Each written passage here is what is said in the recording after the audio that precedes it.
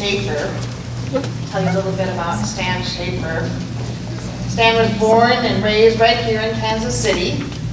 He pursued and completed his Doctor of Medicine in the School of Medicine at the University of Missouri, Kansas City. Following a residency in pediatrics and a fellowship in neonatology, Dr. Shaffer practiced neonatology throughout Kansas City. With a passion for medical missions, Dr. Shaffer pursued and completed a Master of Arts in Theological Studies at St. Paul's School of Theology in 2000. It's not quite the way I remember it. I remember that you took so many classes, they said, "Don't you think you should get a degree?" Dr. Shaffer recently stated, "St. Paul's School of Theology moved me over a frontier in my vocation.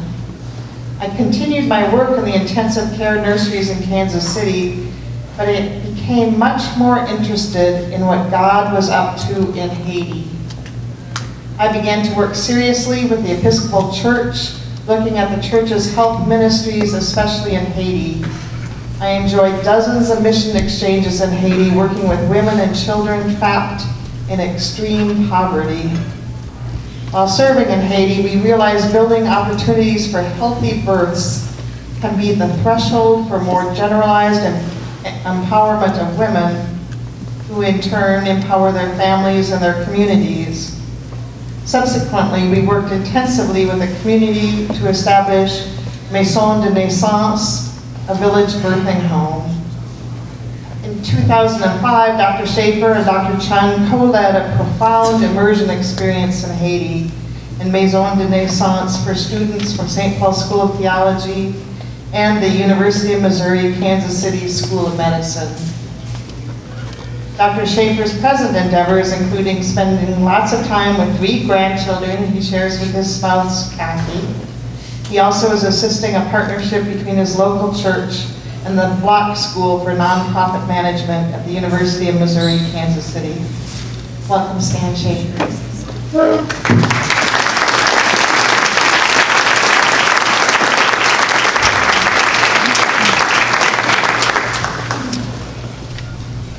Dr. Kwan, Dr. Chun, it's a real pleasure and delight to be here tonight, to be in the presence of 2 of my most favorite professors, medical school and theology school included, and particularly to be here during this particular celebration, which is so important. I share with Dr. Martin unbelievable respect for this man, and it's truly a special to be here tonight. He has provoked us with his speech, and I'm happy that he's also warned us of potential physiologic consequences.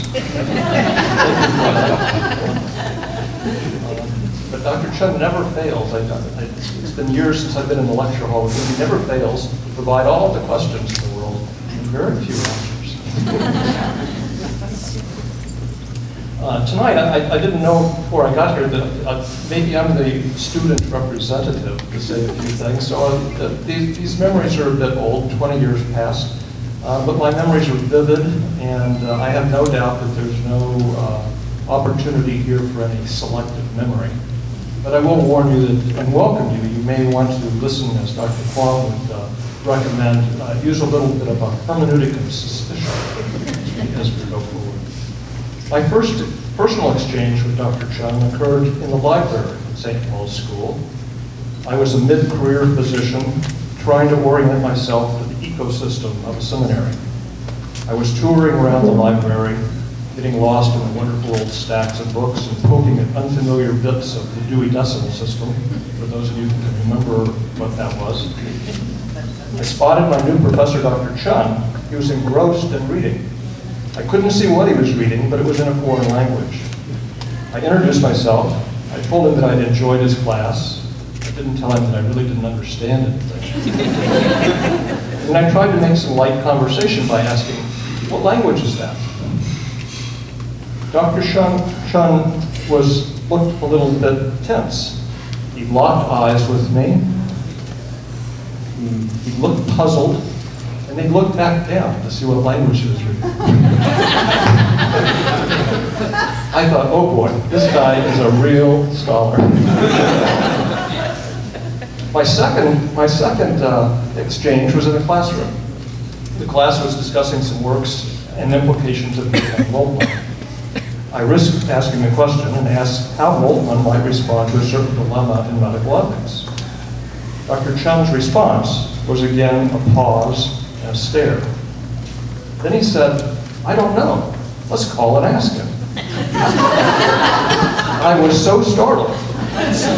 Might it really be possible to call Germany and speak with the famous Moltmann?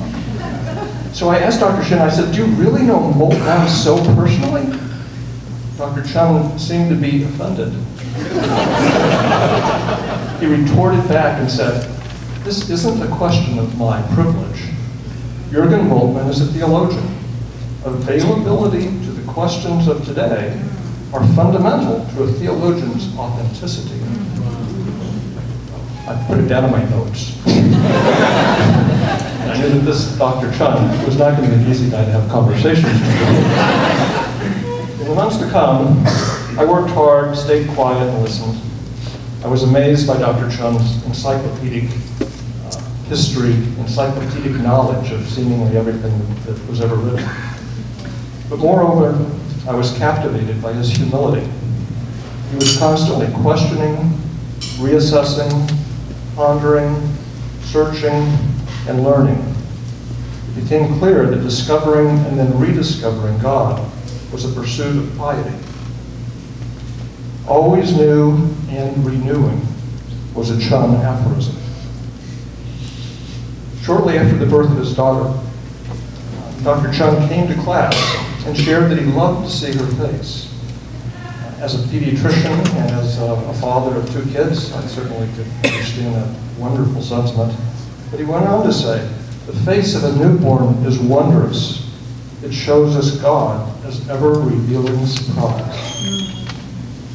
Dr. Chun advises his students that for the rest of their lives, and here we are, they should read at least 12 books a year about Jesus in the hope of discovering new things about this person from the perspective of other persons. In the same vein, Dr. Chun has probed my medical worldview with the certainty that experiences with illness, health, and ethical questions will be rich sources for more glimpses of God. An occasion of note was our immersion trip to Haiti, where Dr. Chun worked with both seminarians and medical students. We encountered tragic illnesses, despicable poverty, horrible injustice. We also did some off-the-grid sorts of work, such as going to voodoo ceremonies to interview the voodoo priest. But Dr. Chun's response was notable to me. He said, all this, it takes me way beyond my borders, and that's where I need to be to grow. Borders, crossings. Dr. Chun's defining lecture tonight about crossings is so appropriate. Anyone who has seen his passport knows that young Ho loves to cross borders. Dr. Chun teaches us that the point is not about the borders, but about the space beyond. He can teach about that space so naturally because he is so often in that space beyond the tightly bounded. In an essay entitled The Future of Religions, Paul Tillich wrote, existence on the border, existence on the frontier, in the boundary situation, is full of tension and movement. It is in truth not standing still, but rather a crossing and return, a repetition of return and crossing, a back and forth. The aim of which is to create a third area, beyond the bounded territories. Is this not young Ho Chun? Always full of tension and movement, crossing boundaries, crossing beyond language, only glancing back to indicate that language is but a porous boundary, insignificant compared to the knowledge beyond. We're crossing boundaries of professions, denominations, nations, cultures, to indicate that these are porous boundaries as well. And for a reason. In this third space is new availability to relationship with God. For all of us here tonight, we've been privileged to experience young Ho's piety in being available to God. All this takes me back to my early class with Dr. Chun's lesson, that availability is fundamental to a theologian's authenticity. I would like to thank Dr. Chun, a consummate scholar, a valued friend, and an authentic theologian.